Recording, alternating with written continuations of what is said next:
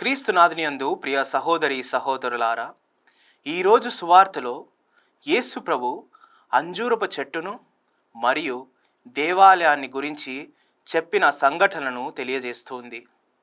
ఈ రెండు సంఘటనలు మన క్రైస్తవ జీవితానికి ఎంతో గొప్ప సందేశాన్ని ఇస్తుంది.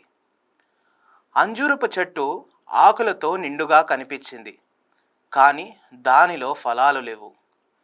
బయటికి అది మంచి చెట్టులా కనిపించినా లోపల ఫలితం లేదు.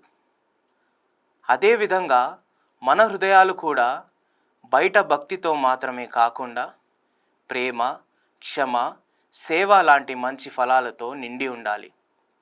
దేవుడు మన దగ్గర నుండి నిజమైన ఆధ్యాత్మిక ఫలాలను ఆశిస్తున్నాడు. ఆ తరువాత యేసు ప్రభు దేవాలయాన్ని శుద్ధి చేశాడు. దేవాలయం ప్రార్థనకు పవిత్ర స్థలం. యేసు ప్రభు చెప్పిన విధంగా, నా ఇల్లు ప్రార్థన మందిరం. ఇదే విధంగా మన హృదయం కూడా దేవుని ఆలయం లాంటిది.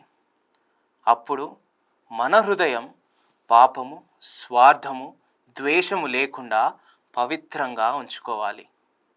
చివరిగా యేసు ప్రభు మనల్ని ప్రార్థించమని, ఇతరులను క్షమించమని అడుగుతున్నారు.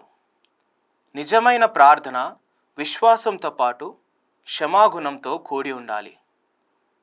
మరియు ప్రియ సహోదరి సహోదరులారా, మన హృదయం దేవుని ఆలయం వలె పవిత్రంగా ఉండేలా మరియు మన ప్రార్థన విశ్వాసంతో పాటు క్షమతో నిండి ఉండేలాగున ప్రార్థించుకుందాము. ఆమెన్.